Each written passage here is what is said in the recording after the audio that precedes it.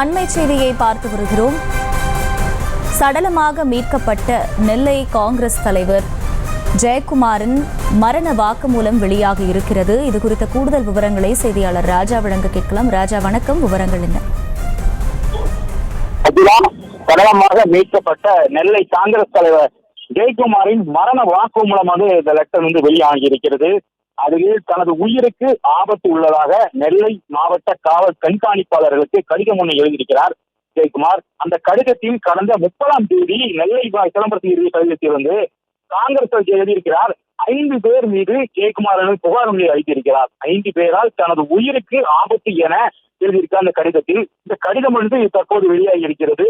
தொடர்ந்து குமரியை சேர்ந்த ஊராட்சி தலைவர் ஆனந்தராஜா மீதும் தொடர்ந்து தனது நிலத்தை அபகரிக்க முயற்சி செய்ததாகவும் கடிதத்தில் கூறியிருக்கிறார். அது மட்டுமல்லாது அடுத்து குத்தானந்தம் என்பவர் ஏற்கனவே திரும்ப கொடுத்த கடனை கேட்டு மிரட்டியதாகவும் அந்த கடிதத்தில் எழுதியிருக்கிறார்.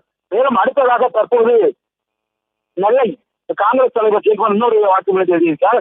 3 வருடங்களாக தன்னிடம் இருந்து 70 லட்சம் ரூபாயை ரூபி மனோகரன் எம்எல்ஏ பெற்றிருக்கிறார். 70 லட்சம் வாங்கிவிட்டு எந்த வேலையும் செய்து தரவில்லை. எம்பி தேர்தலில் ரூபி மனோகரன் கூறியதால் 3 லட்சம் ரூபாய் 8 லட்சம் ரூபாய் செலவு செய்திருக்கிறேன்.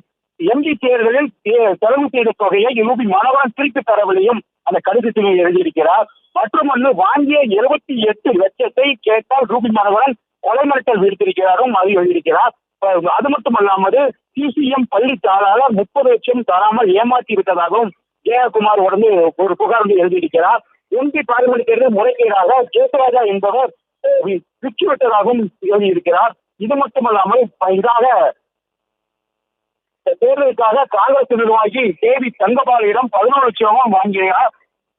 11 லட்சத்தை கேட்ட போது ரூபி மாணவரிடம் வாங்கிக் கொள்ள கூறினார் தங்கபாலு கூறியது போல 11 லட்சத்தையும் ரூபி மாணவன் திருப்பி தரவில்லையும் என குற்றம் சாட்டுகிறார். காங்கிரஸ் தலைவர் ஜெயக்குமார் மரண வாக்குமூலத்தின் அடிப்படையில் இந்த லெட்டர் ஆனது தற்போது கிடைத்திருக்கிறது. இந்த கடிதத்தை தற்போது மாவட்ட காவல் கண்காணிப்பாளர் தொடர்ந்து விசாரணையானது செய்து கொண்டிருக்கிறார்.